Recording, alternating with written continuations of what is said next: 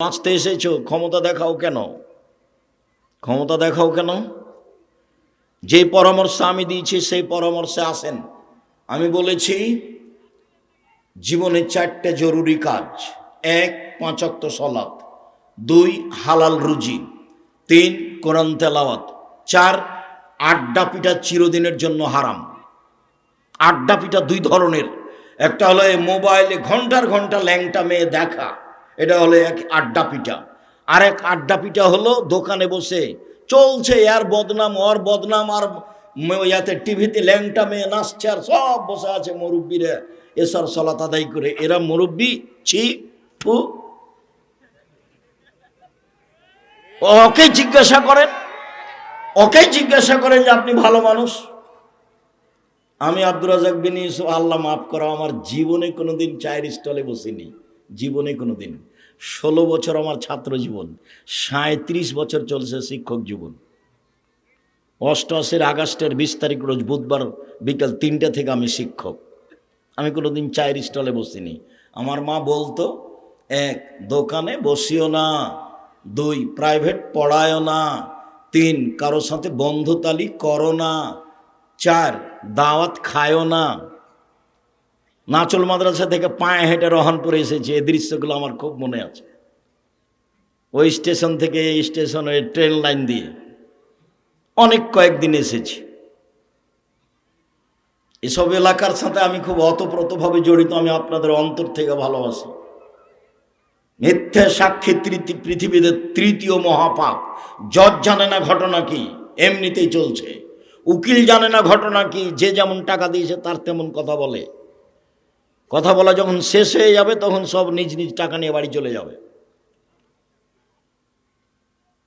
সাক্ষী নিজেই জানে না ঘটনা কি, যে জেলে আছে সেও জানে না ব্যাপারটা কি। আমি কেন জেলে? আরে আমি তো সেদিন ছিলাম রংপুরে। এর নাম ক্ষমতা। বেশি ক্ষমতা দেখায়েন না। সময় 45 মিনিট। সময় কত? 45 মিনিট। জুলুমের ফলাফল এইটা, অন্যায় অরাজকতা অবিচারের ফলাফল এইটা। ফেরাউনের এর চেয়ে কম 2-3 মিনিট, ডুবলো ডুবলো নাই। ফেরাউন আধ সামুদ্র এর চেয়ে কম, হঠাৎ বিদ্যুৎ আসলো, নেই। এই 30 সেকেন্ড 1 মিনিট আধ সামুদ্র শেষ হয়ে গেছে। ফেরাউন সব মিলে 2-3 মিনিট হতে পারে, যেভাবে বোঝা যায়। ডুবলো, গেল, উঠলো, ডুবলো, শেষ। জুলুম, জীবনে জুলুম করবেন না। সহজ পথ, 5 ওয়াক্ত সালাত, হালাল রুজি। হালাল রুজিতে আমি বলেছি চকলেট বিক্রি করে খাওয়ার কথা। আমি চকলেট বিক্রি করে খেতে বলিনি। আমি বলেছি চকলেট বিক্রি মানে কম পয়সার ব্যবসা। চকলেট বিক্রি মানে কম পয়সার ব্যবসা। ধোঁকাবাজি কেন? শুনুন সম্মানিত দিনী ভাই বোন, এখানে আর একটা কথা বলা থাকছে, সময়ের গতিতে আসতে পারে। উপার্জনের জন্য 4টা পথ: 1, দিন মজুরি, কিষান কামলা, পাট খাওয়া, সন্ধ্যায় টাকা শেষ। 2, চাকরি, 25 দিনে টাকা শেষ হয় সাধারণত। 3, জমি চাষ, হয় সমান সমান না হয় লস। 4, ব্যবসা। তখন আল্লাহ রসুল বলছেন, ইন্না তাজিরা সাদিকাল আমিন ইয়াকুনু ইয়াউমাল কিয়ামাহ সাদা সিদ্দিকিন। আল্লাহ আম্বিয়া, সত্যবাদী বিশ্বস্ত ব্যবসায়ীরা বিচারের মাঠে নবীগণের সাথে থাকবেন। কিন্তু অবাক কথা, ইব্রাহিম আলাইহিস সালামের সাথে থাকা যাবে। ব্যবসায়ী ও জাপান থেকে মাল নিয়ে আসে ইনপোর্টে, চট্টগ্রামে নামাই, সেই ব্যবসায়ী? জি না। যে বাদাম বিক্রি করে সেও ব্যবসায়ী, যে চকলেট কলা বিক্রি করে সেও ব্যবসায়ী। সত্যবাদী হতে হবে। ঘটনা এমন কেন সেটা অন্য সময়ে। 1, দিন মজুরি। আল্লাহ রসুল বললেন, ঘাম শুকানোর আগে টাকা দিয়ে দাও, টাকা দিয়ে দাও, টাকা দিয়ে দাও। কিষান কামলার টাকা সন্ধ্যায় দিয়ে দাও।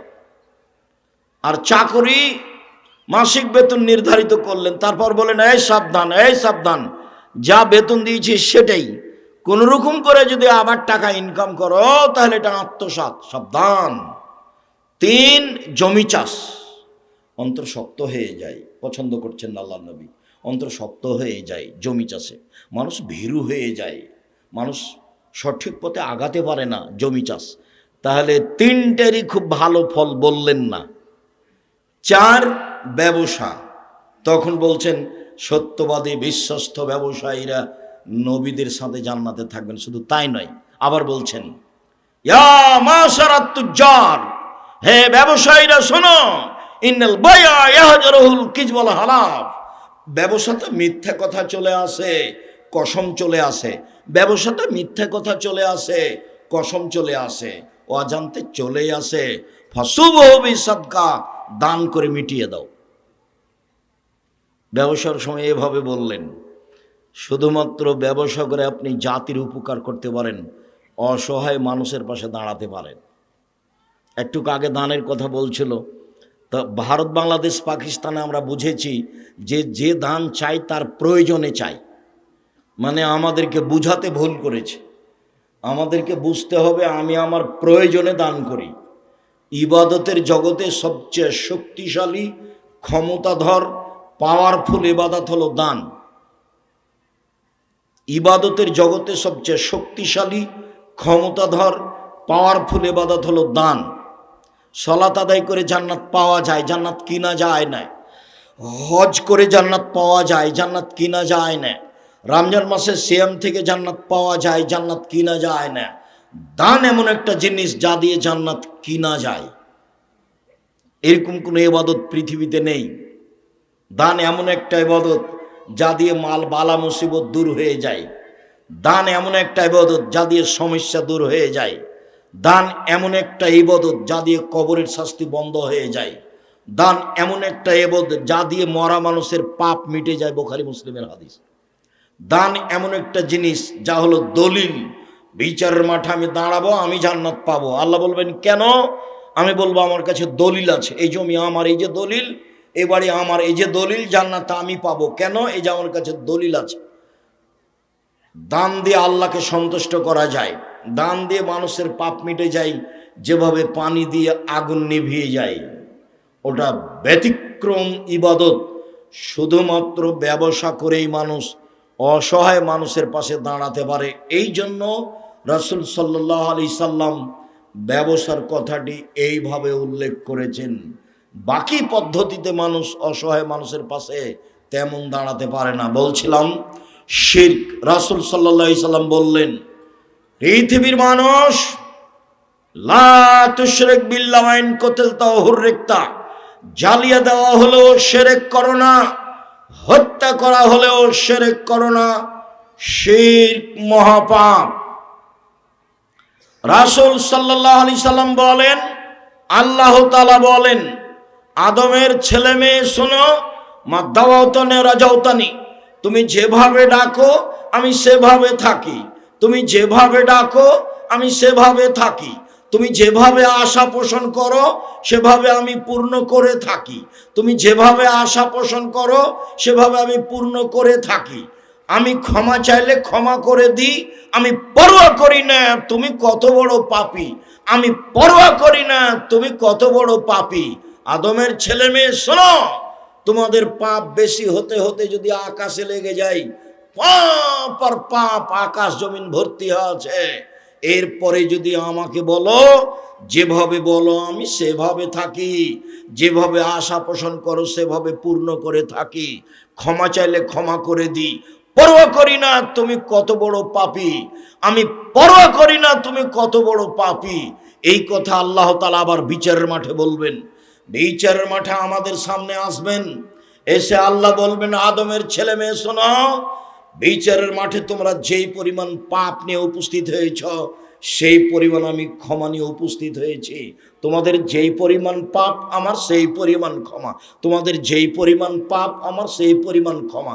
তোমাদের পাপ যত আমার ক্ষমা তত। তোমাদের পাপ যত আমার ক্ষমা তত। যদি শিরক না থাকে, এটা মূল কথা। শিরক না থাকলে পাপ ক্ষমা হচ্ছে, শিরক থাকলে হবে না।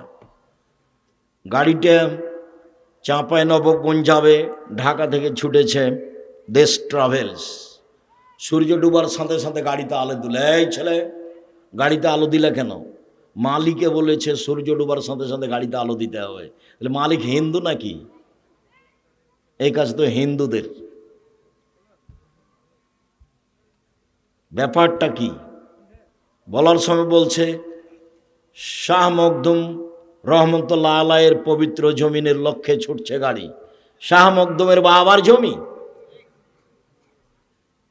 অবাক কথা, কালিমায়ের বাবের আকাশ, ওর মায়ের আকাশ, আল্লাহর আকাশ।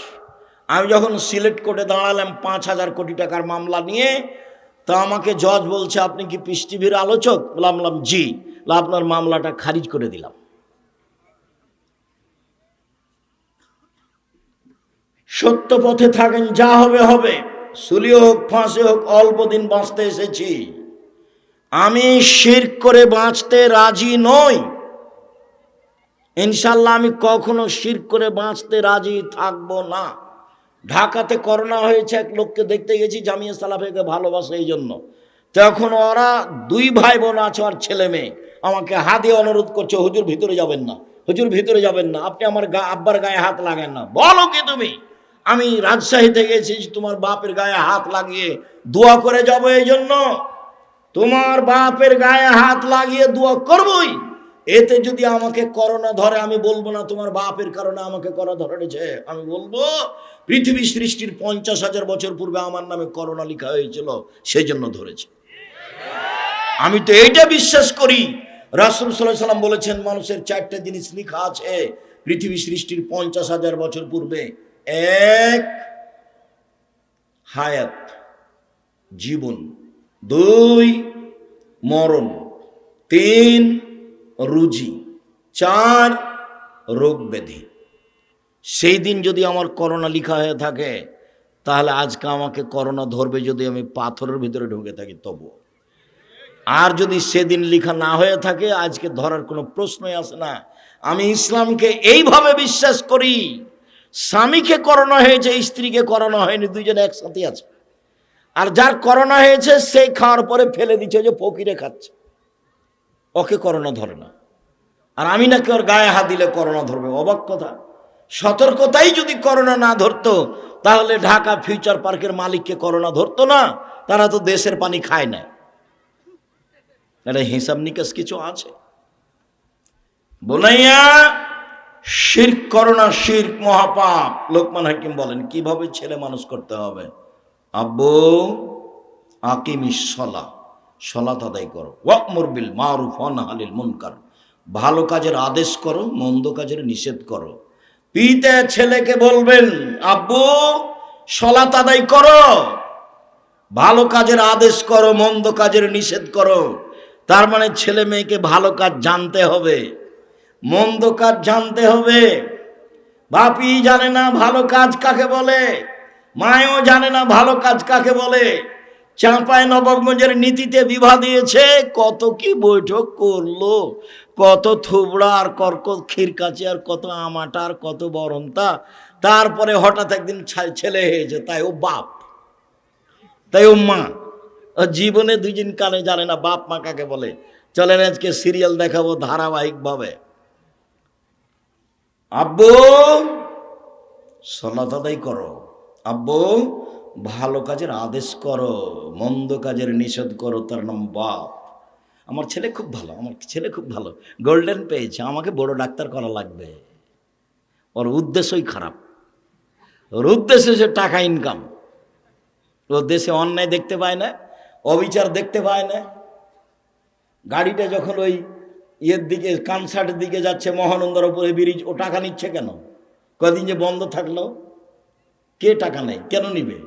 চাঁদাবাজি করে খাও, হিসাব পাও না কেন? দাগাবাজি করে বেড়াও, জুয়ার চুরি করো কেন? রাহাজানি করো কেন? অবিচার করো কেন?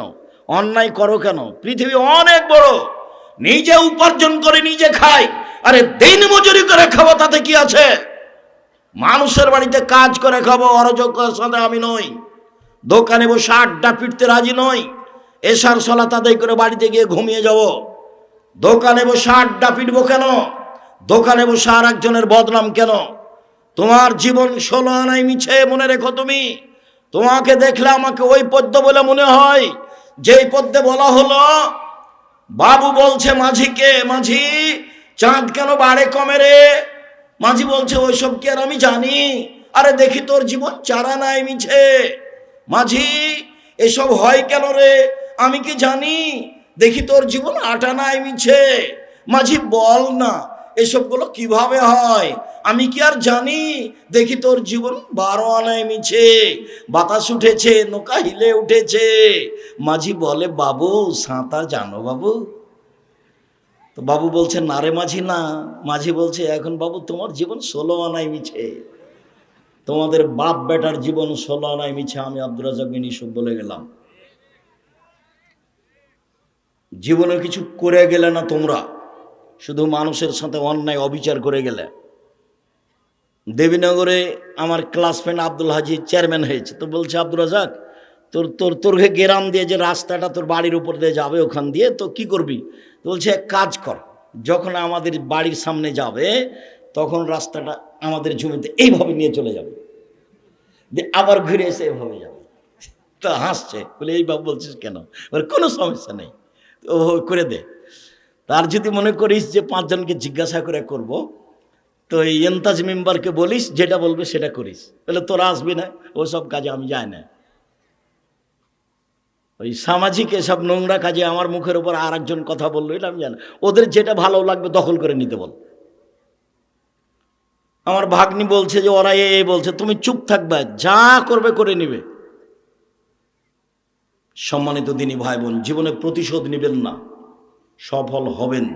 প্রতিশোধ নেবেন না জীবনে, আর কারো বদনাম করবেন না। যা হবে হবে, ধসে যাক, বহে যাক, ডুবে যাক, মান সম্মান হারিয়ে যাক, তাতে আসে যায় না।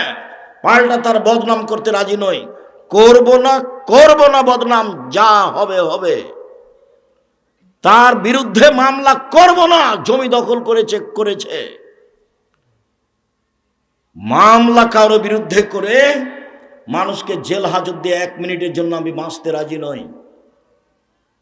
সম্মানিত দিনী ভাই বোন, শুনুন, কিভাবে ছেলে মেয়েকে জাহান্নাম থেকে বাঁচাবেন, শিক্ষিত কিভাবে করবেন।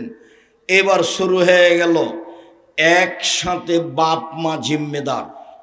একই ভাষা আল্লাহ রসুলের মুখের, একসাথে মাও জিম্মেদার, বাপও জিম্মেদার, বাপও জিম্মেদার, মাও জিম্মেদার, একসাথে একই ভাষা। চলেন দেখি কয়েকটা। আবু হুরায়রা রাদিয়াল্লাহু তাআলা আনহু বলেন, রাসূল সাল্লাল্লাহু আলাইহি ওয়াসাল্লাম বলেছেন, কুল্লু মাউলুদিন ইউলাদু আলাল ফিতরা, প্রত্যেকটা ছেলে মেয়ে নিয়ে ইসলামী ধারণ ক্ষমতা নিয়ে জন্মগ্রহণ করে।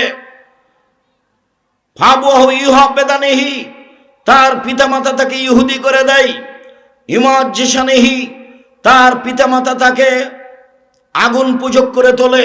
ইনাসরানিহি, তার পিতামাতাকে খ্রিস্টান করে তোলে। এই ছেলে বসো, ব্যস্ত হচ্ছ কেন তুমি? চায়ের স্টলে যারা এখন আছে, তুমি কি মনে করছো তারা সফল? তারা হলো নিম্ন শ্রেণীর মানুষ। আমি আব্দুর রাজ্জাক বিন ইউসুফ এখানে এসেছি, ও চায়ের স্টলে কেন? আপনি কি বুঝাতে চাচ্ছেন?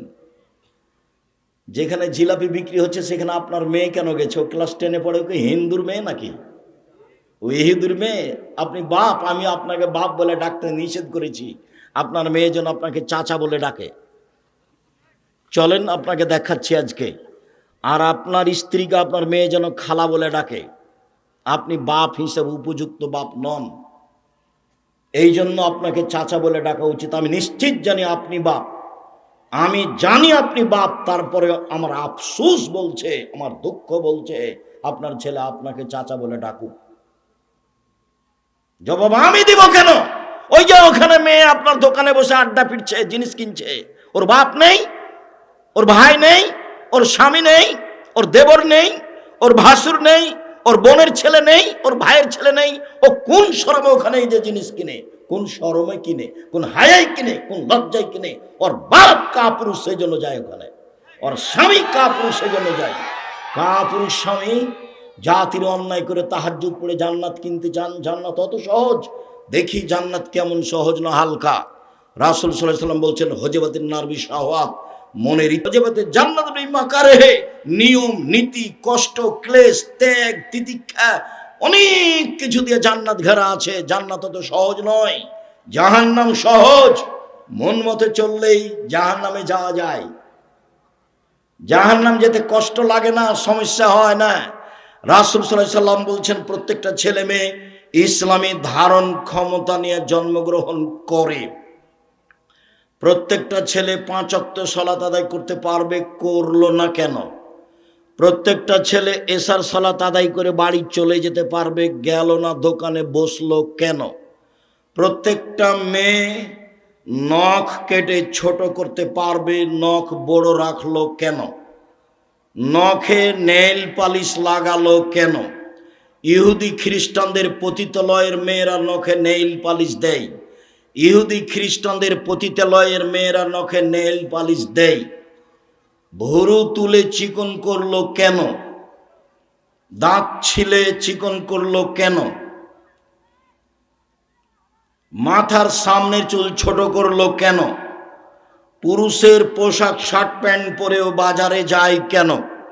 ভ্যানিটি ব্যাগ কাঁধে করেও বাজারে যায় কেন? ওর স্বামী নেই, ওর বাপ নেই, ওর মানেও গেল কেন? রাসূল সাল্লাল্লাহু আলাইহি সাল্লাম বলছেন ওর বাপ মা ওকে যেতে বলেছে সেই জন্য গেছে। আমি বলিনি, আল্লাহ রাসূল বলছেন ওর বাপ মা। ওর বাপ মা ওকে ইহুদি করেছে, ওর বাপ মা ওকে খ্রিস্টান করেছে, ওর বাপ মা তাকে আগুন পূজক করেছে। ওর বাপ মা যেভাবে গড়ে তুলেছে ছেলে মেয়ে সেভাবে গড়ে উঠেছে। চাঁপাই নবাবগঞ্জের ভাষায় সঙ্গ দোষে লোহা ভাসে। লোহা পানিতে ছেড়ে দিলে ডুবে যাবে, কিন্তু লোহা যদি কাঠের সাথে লাগিয়ে দেওয়া হয় তাহলে ভাসবে। এর বাপ মা হচ্ছে সঙ্গ। সবচেয়ে কাছের মানুষ পিতামাতা, তার পিতামাতাই তাকে পশু বানিয়েছে, সেই জন্য পশু হয়েছে। বুঝেও বুঝে না ওরা, অন্তর আছে বুঝে না, দেখেও দেখে না ওরা, চক্ষু আছে দেখে না, শোনেও শোনে না ওরা, কান আছে শোনে না। উলায়েকা কাল আনাম, তারা পশু প্রাণীর মতো, তারা গরু ছাগলের মতো, তারা কুকুর শ্রীগের মতো, বালু মাজাল বরং তার চেয়ে খারাপ। ভ্যানিটি ব্যাগ হাতে করে চলে গেল বাজারে আপনার মেয়ে, তখন সে পশু প্রাণী নয়, তখনও সে গরু ছাগল নয়, তখনও সে কুকুর শ্রীগাল নয়। তো কাকে আল্লাহ এ কথা বললেন? আপনি কে? আপনার স্ত্রী কে? একই শব্দ দুইজন। চলেন দেখি। আব্দুল্লাহ ইবনে ওমর রাদিয়াল্লাহু তাআলা আনহু বলেন রাসূল সাল্লাল্লাহু আলাইহি ওয়াসাল্লাম বললেন আর রাজুলু রাইন ফি আহলি বাইতিহি ওয়া হুয়া মাসউলুন রায়াতিহি, যে বাড়ির মালিক, ছেলে মেয়ের বাপ, স্ত্রীর স্বামী, তাকে তার ছেলে মেয়ে সম্পর্কে বিচারের মাঠে জবাব দিতে হবে। জবাবে পরাজয় হলে জাহান্নাম হবে, তাহাজ্জুদ দিয়ে বিচারের মাঠে টিকতে পারবে না স্বামী স্ত্রী। ওয়াল মারাতু রাইয়া ফি বাইতি যাওজিহা ওয়া ওয়ালাদিহি, স্ত্রী স্বামীর বাড়িতে ছেলে মেয়ের জন্য দায়িত্বশীলা। বিচারের মাঠে তাকে তার দায়িত্ব সম্পর্কে জিজ্ঞাসা করা হবে। এই মা যদি বিচারের মাঠে জবাব দিতে না পারে তাহলে এই মা তাহাজ্জুদ দিয়ে বিচারের মাঠে টিকতে পারবে না, ফলাফল খারাপ হবে। হাদিস বুখারী মুসলিম। আগেরটা ছিল বুখারী মুসলিম, এটাও বুখারী মুসলিম। চলেন 3। আবু হুরায়রা রাদিয়াল্লাহু তাআলা আনহু বলেন রাসূল সাল্লাল্লাহু আলাইহি সাল্লাম বলেছেন কুল্লু নাফসিম মিন আদম সাইয়্যিদ, আদম সন্তান সবাই কর্তা, তাকে জবাবদিহি হতে হবে। আর রাজুলু রাইন রাজুলু সাইয়্যিদুন ফি বাইতি আহলিহি, স্বামী পিতা এই বাড়িতে কর্তা, তার কর্তৃত্ব সম্পর্কে জবাবদিহি হতে হবে। ওয়াল মারাতু রাইয়া ফি বাইতি যাওজিহা ওয়াল মারাতু সাইয়্যিদা ফি বাইতি যাওজিহা ওয়া ওয়ালাদিহি, স্ত্রী ছেলেমেয়ের মা কর্ত্রী, বিচারের মাঠে তাকে তার কর্তৃত্ব সম্পর্কে জিজ্ঞাসা করা হবে। শুনুন, নিজের কাজ করে যে তাকে বলে কর্মী, অপরের কাজ দেখে যে তাকে বলে কর্তা, নিজের কাজ করে যে তাকে বলে কর্মী, অপরের কাজ দেখে যে তাকে বলে কর্তা। আপনি 5 ওয়াক্ত সালাত আদায় করলেন, আপনি কর্মী। আপনার ছেলে মেয়েকে সালাত আদায়ের জন্য বললেন, তখন আপনি কর্তা। আপনার স্ত্রী নিজে সালাত আদায় করলো, তখনও মহিলা কর্ত্রী। ছেলে মেয়েকে ঘুম থেকে উঠালো, সালাতের জন্য বলল, বলে দিল আম্মু পেশাবখানায় ঢোকার সময় দোয়া পড়ে ঢোকবা, ওঠার সময় দোয়া পড়ে আসবা, ডান হাতে গিলাস ধরবা, ডান হাতে বদনা ধরে বাম হাতে পানি খরচ করবা, পানি খরচ শেষ হয়ে গেলে সাবান দিয়ে মাটি দিয়ে হাত মেজে নিবা। এইটা হলো মা, এখনো হলো কর্ত্রী। নিজের কাজ করে যে তাকে বলে কর্মী, অপরের কাজ দেখে যে তাকে বলে কর্তা। দেখি আপনার স্ত্রী বাড়িতে কি কর্ত্রী আর আপনি কি কর্তা। আপনার স্ত্রী বাড়িতে কি করে? ভালো করে রান্না করতে পারে, সেই জন্য আপনি খুশি। আর আপনি একটা ভালো চাকরি পেয়েছেন, সেই জন্য আপনিও খুশি। আর ও ব্যাংকে চাকরি পেয়েছে, সেজন্য লোন নিয়েছে, লোন নিয়ে আমনরাতে বা রহনপুরে বাড়ি করেছে 5 তলা, সবাই খুশি। ওই বাপ কি জানে যে ওর জানাজা হবে না? জানাজাই বাতিল। লোন নিয়ে যে বাড়ি করেছে, ওর জানাজা হবে না।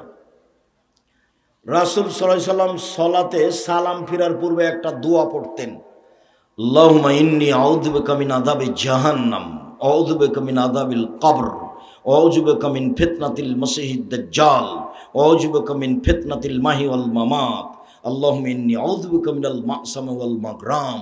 তোমার কাছে বাঁচতে চাই বড় পাপ হতে, তোমার কাছে বাঁচতে চাই ঋণ কর্জ হতে, আল মা'সামি ওয়াল মাগরাম। তোমার কাছে বাঁচতে চাই বড় পাপ হতে, তোমার কাছে বাঁচতে চাই ঋণ কর্জ হতে। রাসূল সাল্লাল্লাহু আলাইহি সাল্লাম দিন রাত বলতেন, আল্লাহ তুমি আমাকে ঋণ থেকে বাঁচাও, আল্লাহ তুমি আমাকে ঋণ থেকে বাঁচাও। রাসূল সাল্লাল্লাহু আলাইহি সাল্লাম জানাজাতে দাঁড়িয়ে বলতেন, এই শোনো, এই লোকের ঋণ আছে নাকি? বলে আছে। ঠিক আছে, আমি গেলাম।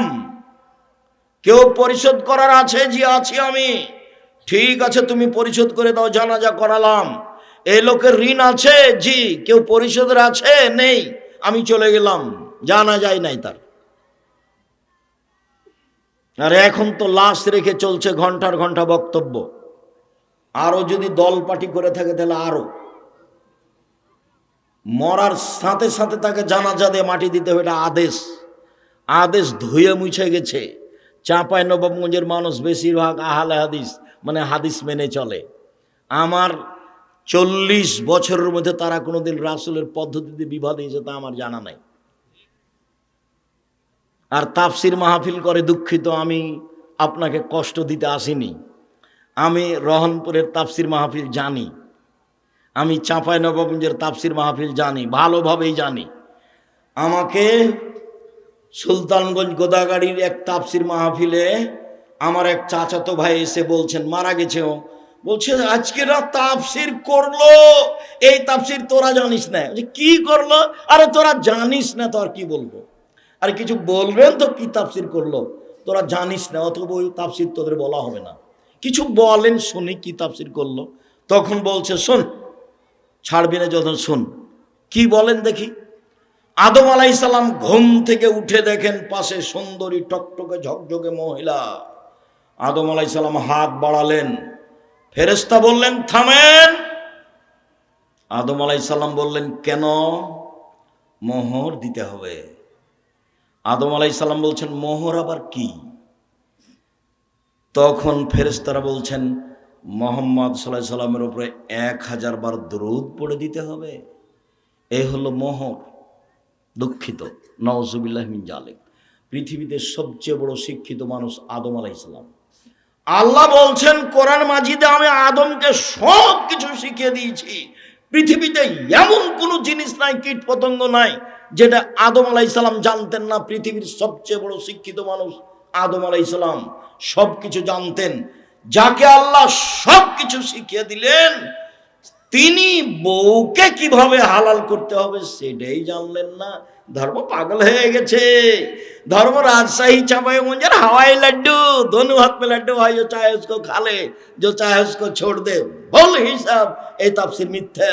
मुफास्सिर का 80 160 লাঠি পিটাতে হবে। এই যে বললাম দেখি কোন মায়ের বেটা কোথায় এভাবে উল্টে ধরতে পারে। আমার হায়াত পর্যন্ত সময় থাকলো, যতদিন আমি বেঁচে আছি। উল্টা চলে কোনো লাভ নেই। বারবার বলছি, জীবনে বেঁচে থাকার জন্য 5 ওয়াক্ত সালাত বাস, হালাল রুজি, প্রয়োজনে দিন মজুরি, 3 কোরআন তেলাওয়াত, অন্তত সূরা ইখলাস 3 বার, অন্তত সূরা ইখলাস কোরআন মাজিদ পড়তেই হবে। অন্তত সূরা ইখলাস 3 বার পড়েন সকালে, তাহলে আল্লাহকে বলতে পারবেন পড়েছি। 4 আড্ডা পিটা চিরদিনের জন্য হারাম, জান্নাত হবে ইনশাআল্লাহ। আড্ডা পিটা চিরদিনের জন্য হারাম, জান্নাত হবে ইনশাআল্লাহ। শুনুন সম্মানিত দিনী ভাই বোন, এতক্ষণ পর্যন্ত স্বামী স্ত্রী একসাথে ছিল ছেলে মেয়েকে লালন পালন করার জন্য। এবার শুধু স্বামী, শুধু পিতা, এরপরে শুধু মা আসবে এক সময়, এক খেলে চেয়ে থাকেন। আবু হুরায়রা রাদিয়াল্লাহু তাআলা আনহু বলেন, রাসূল সাল্লাল্লাহু আলাইহি সাল্লাম বললেন, মান ওয়ালাদালাহু ওয়ালাদুন ফালিহসান ইসমাহু, কারো যদি ছেলে মেয়ে জন্ম নেয়, পিতা যেন সুন্দর একটা নাম রাখে। আদাবাহু, তাকে যেন শিষ্টাচার শিখিয়ে দেয়। পিতার 1 নাম্বার জিম্মেদারি, ছেলের একটা সুন্দর নাম রাখতে হবে। আপনার ছেলের নাম এত বড় কেন? শেষে পীর ফকিরদের মতো আওলাদে রাসূল 3টা 4টা জড়িয়ে বলছেন। আবার আমি যখন জিজ্ঞাসা করছি তোমার নাম কি, তখন একটা বলল, তখন আপনি আর আপনার স্ত্রী 2 জন মিলে বলছেন ভালো নাম বলো আব্বু, ভালো নাম আব্বু বলো, ভালো নাম আব্বু বলো। 2 জন মিলে শয়তান বলে ডাকেন, আর এখন ভালো নাম বলবে? 2 জন কি আসলেই মানুষ? স্বামী স্ত্রী কি আসলেই মুসলমান? এই নাম আপনি রাখলেন কিভাবে? আল্লাহ রাসূল বলছেন পৃথিবীর মানুষ শোনো, সবচেয়ে উত্তম নাম রাখো আব্দুল্লাহ, আব্দুর রহমান, আব্দুর রহিম, আব্দুল সত্তার, আব্দুল জব্বার, আব্দুর রাজ্জাক, আব্দুল গাফার, আব্দুল হামিদ, আব্দুল মুসাব্বির। গুণবাচক নাম রাখো।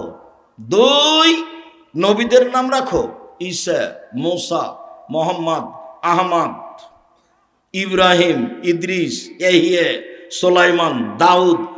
নাম মায়েরা খেয়েছেন দুনিয়াতে, রতন নাম রাখলেন কেন? আমি আপনাকে বাপ বলিনি। আপনাকে যদি আমি অশিক্ষিত প্রমাণ করতে না পারি, আমি জাতির সামনে বক্তব্য দিব না। আপনাকে যদি আমি অশিক্ষিত পিতা প্রমাণ করতে না পারি, আমি জাতির সামনে বক্তব্য দিব না। 30 বছর থেকে বলছি। 7 দিনের দিন আকিকা দিতে হবে, 7 দিনের দিন নাম রাখতে হবে। 7 দিনের দিন মাথা নেড়ে করে চুল সম পরিমাণ রূপা মূল্য দান করতে হবে। 7 দিনের দিন নাম রাখতে হবে। 14 দিনে চলে না, 21 দিনে চলে না, জীবনে 1 দিন চলে না, 7 দিনের আগে চলে না। 7 দিনের আগে বাচ্চা মারা গেলে কিছুই লাগে না। 2 পশু জবে করতে হবে।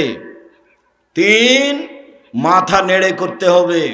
4 চুল সমপরিমাণ রূপা দান করতে হবে, রূপা মূল্য দিলে হবে। নাম রাখতেই হবে, আকিকা দিতেই হবে। এটা বাপের জিম্মেদারি, এটা কুরবানি নয়। দিলেও চলে, না দিলেও চলে, কুরবানি নেকির কাজ। আকিকা বাপের জিম্মেদারি, কুরবানি নেকির কাজ।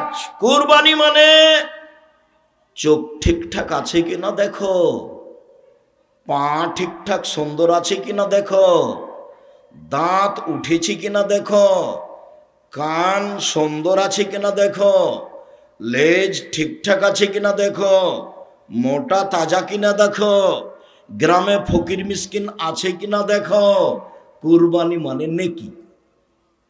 কুরবানি মানে এই এতগুলোর নাম কুরবানি। আকিকা মরা হোক, আধা মরা হোক, কানা হোক, ল্যাংড়া হোক, 2 দিনের হোক, মানে মরছে এখন মরবে, তাকে দিলেও চলবে, খালি জান আছে। এটা হলো বাপের জিম্মেদারি। 7ম দিনের দিন দিতেই হবে, কর্জ করে দিতে হবে, প্রয়োজনে ভিক্ষা করে দিতে হবে। এটা হলো উপার্জনের সবচেয়ে নিম্ন পর্যায়ের স্তর, সবচেয়ে সুন্দর স্তর ব্যবসা।